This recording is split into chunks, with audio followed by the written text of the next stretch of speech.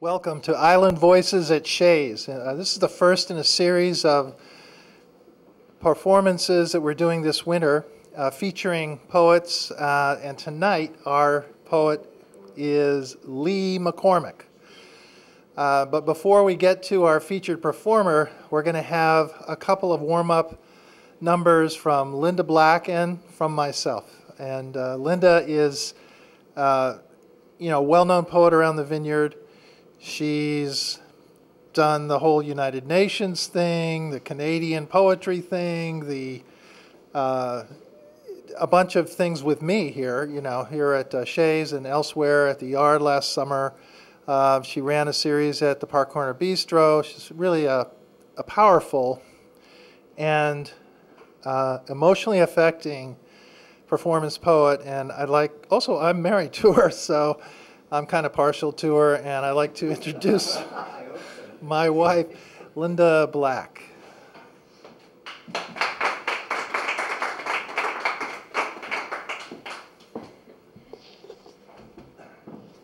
Well, I'm very excited to hear Lee tonight, and not feeling very powerful tonight, so I'm just going to do one poem, and it's kind of a gentle poem. This is called Hot Winds. At night, in Cozumel, history flows through the streets, ancient mysteries caught in the undertow of bronze and black coral skin ghosts with the chiseled faces of Mayan gods. Their hot breath on the back of necks makes the tourists walk faster, but the locals know. They watch from the exposed corridors of narrow homes, tiny glow of street lamp gardens like phosphorescence on a dark sea, stringing them one to the next. Candlelit doorways arced and open to the street, some with lace curtains pushed aside, all with crosses hanging. The dogs that lie in the dirt, the lizards that scurry up cracked concrete, the black birds in blacker branches wait for the phantoms to recede, to seep into the silver shadows of morning. But even the brightest of days cannot erase them completely, the impressions of bare feet and staring eyes remain in the hot winds that blow their alabaster dust through all this holy land.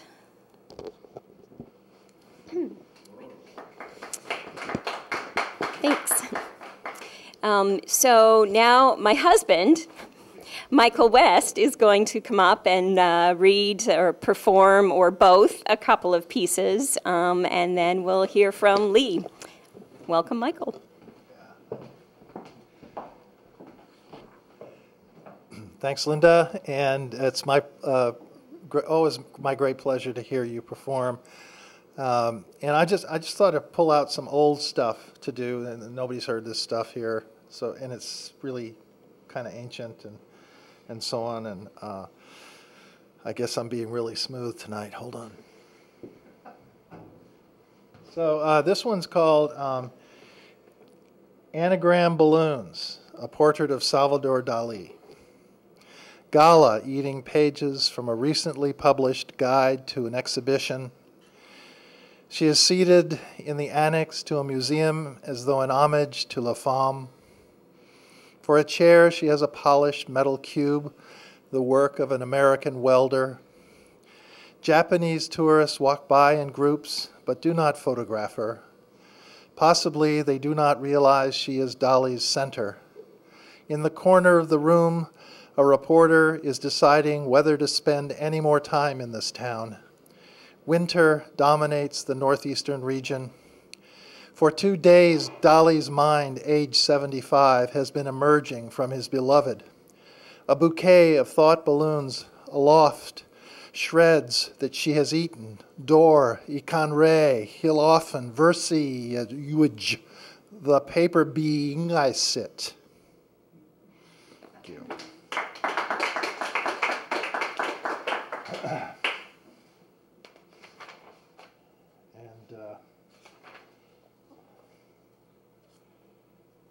wanted to read this poem about Everson, but I can't get at it, really. Okay.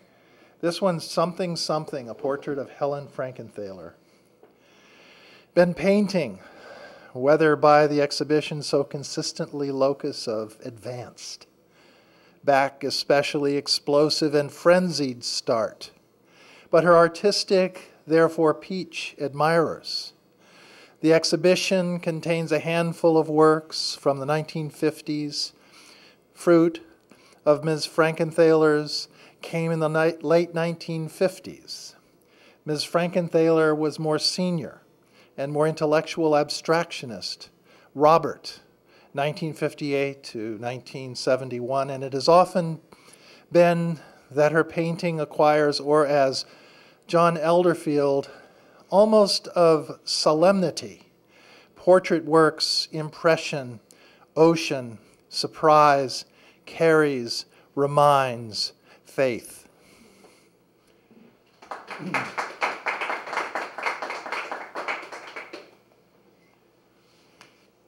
And one final poem for me, and then I'll introduce our featured poet, Lee. These are ancient portraits, but this one's called Conventional Wisdom, a Portrait of Philip Glass. I live on a glass planet, 8 monologues from the curtain. International enterprise spins on its axis, this view graph showing the fey frolicking few, as initially interesting West Europeans commissioning Argus, appealing to this company, had hardly swiftly settled into melancholy, an impending opus fine-tuning the outer space story to loosen purses, long-winded shivering donations, and up this galactic lattice climb companies the most, and through setting evolve this freezing multitude. Thank you.